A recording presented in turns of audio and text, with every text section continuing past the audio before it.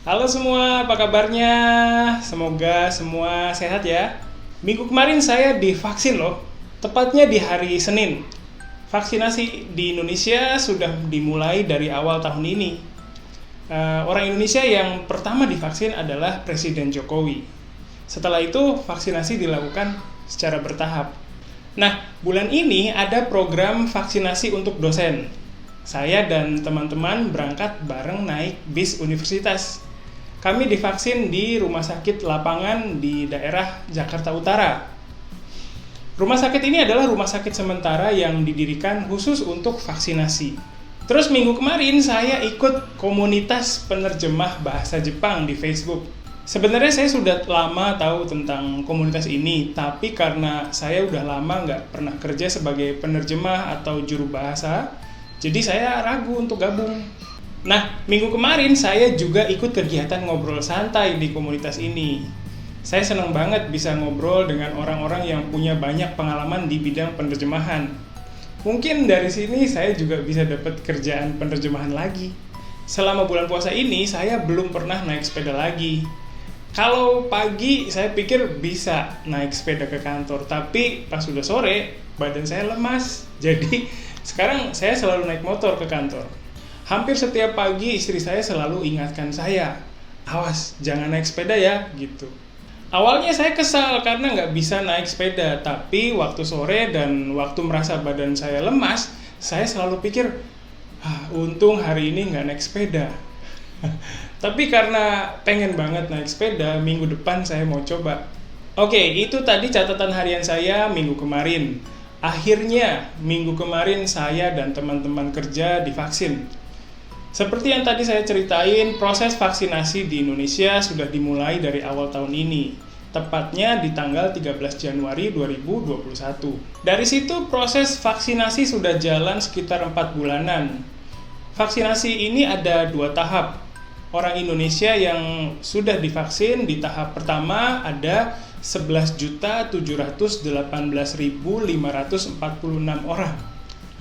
Terus orang yang sudah divaksinasi 2 kali ada 6.798.241 orang. Banyak ya. Minggu kemarin saya divaksin di rumah sakit lapangan. Jadi rumah sakitnya dalam bentuk tenda besar. Setelah masuk ke area rumah sakit, saya diminta untuk isi formulir mengenai kondisi badan, pengalaman sakit, dan pengalaman ketemu dengan orang yang positif COVID-19. Terus setelah konfirmasi isi formulir, saya masuk ke tenda besar dan mulai antri lagi untuk vaksinasi. Sebelum vaksinasi, tensi darah saya dicek, terus ditanya macam-macam tentang kondisi badan. Petugasnya ramah-ramah, jadi saya nggak terlalu gugup waktu mau disuntik vaksin. Mereka juga lucu, waktu tanya kondisi badan saya, petugasnya tanya, "Bapak yakin nggak sedang menyusui ya?" ke saya. Terus saya jawab candaan petugas itu dengan bilang, "Ya Pak, 100% saya yakin sedang tidak menyusui." Waktu itu saya pakai kemeja lengan pendek yang bagian lengannya agak kecil, jadi sulit dilipat. Petugasnya kasih tahu saya kalau nanti mau vaksinasi kedua, sebaiknya pakai baju dengan lengan yang lebih longgar. Saya divaksin bareng teman-teman kerja juga. Reaksi teman-teman kerja saya macam-macam. Ada yang santai saja, tapi ada juga yang tegang banget. Mereka khawatir dengan efek samping dari vaksin. Oke, jadi seperti yang udah kalian dengar dari tadi, kali ini saya mau cerita mengenai kondisi vaksinasi COVID-19 di Indonesia dan pengalaman saya divaksin. Kebetulan proses vaksinasi saya pas dengan bulan puasa, jadi mungkin ada juga yang bingung dan tanya, kalau divaksin puasanya batal atau tidak ya? Menurut Majelis Ulama Indonesia, vaksinasi itu tidak membatalkan puasa. Jadi walaupun ada cairan yang masuk ke dalam tubuh, kita masih bisa puasa. Walaupun begitu, ada juga teman kerja saya yang panik dan takut dengan vaksinasi ini. Katanya supaya imunitas badannya nggak turun, di hari vaksinasi dia nggak puasa. Di Indonesia vaksinasi dilakukan bertahap dan sekarang sudah masuk ke tahap kedua. Orang-orang yang divaksin di tahap pertama adalah petugas kesehatan. Terus orang-orang yang divaksin di tahap kedua adalah lansia dan petugas publik. Nah, saya kerja sebagai dosen, jadi termasuk ke dalam golongan petugas publik ini. Oh ya, tadi saya bilang kata lansia ya. Kata ini singkatan dari lanjut usia.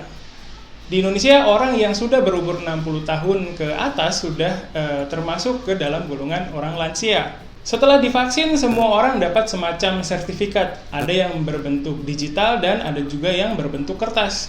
Kalau saya sih dapat dua-duanya. Begitu semua prosedur vaksinasi selesai, saya dapat pesan singkat di HP dan isinya adalah link ke sertifikat vaksinasi digital.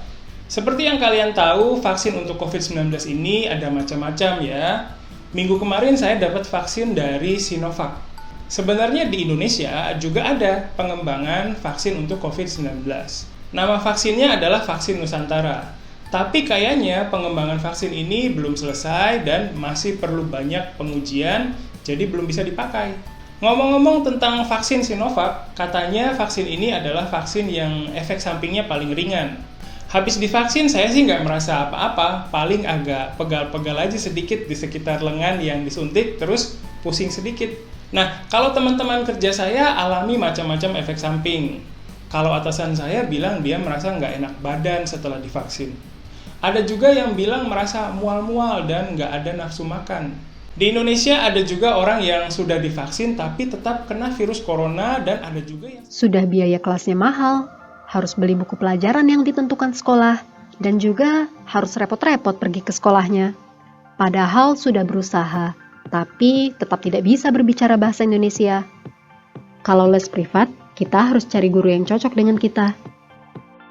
Tapi ada juga guru yang tidak bisa berbahasa Jepang. Dan terkadang, kita harus membayar uang transportasinya juga. Lagi pula, bagi orang yang tinggal di desa, akan lebih susah untuk pergi ke sekolah. Banyak yang berpikir, asalkan kita sekolah atau les privat, kita akan langsung jadi bisa berbicara. Tapi itu salah. Apa boleh buat ya? Karena memang masih sedikit sekolah yang mengajar dengan sungguh-sungguh, berkualitas, dan memenuhi harapan. Kadang-kadang, ada hal yang tidak dimengerti dan gurunya tidak bisa menjelaskan dengan baik. Dan terkadang, murid hanya mempelajari buku yang ditentukan oleh sekolah, padahal tanpa guru pun bisa dilakukan. Maka dari itu, kita buat tempat di mana orang Jepang bisa belajar bahasa Indonesia. Inilah Japanesia Live College. Guru-gurunya memiliki level JLPTN 2 ke atas. Kalian bisa belajar dengan laptop atau handphone di mana saja dan kapan saja. Bisa belajar tata bahasa, kepenulisan, lalu ada juga program free talk dan sebagainya. Pelajarannya diunggah ke website, jadi siapapun bisa menontonnya di waktu yang diinginkan. Dan tentu saja bisa diunduh agar bisa dilihat secara offline. Para murid bisa bertanya kepada guru kapanpun, agar bisa langsung memahami pelajaran yang masih sulit dimengerti. Tentu saja, kalau hanya lewat dunia maya, kurang bisa merasakan ikatan dan kebersamaannya. Maka dari itu, kadang-kadang kita adakan acara nongkrong ramah tamah antara murid-murid dan guru-guru Japanesia. Maupun Anda seorang pemula atau level menengah yang ingin meningkatkan kemampuannya, sekarang Anda bisa segera melakukannya, bahkan dengan dana yang terjangkau. Anda masih ragu? Jumlah murid kami sudah lebih dari 100 orang sejak kami buka. Silahkan cek website kami ya.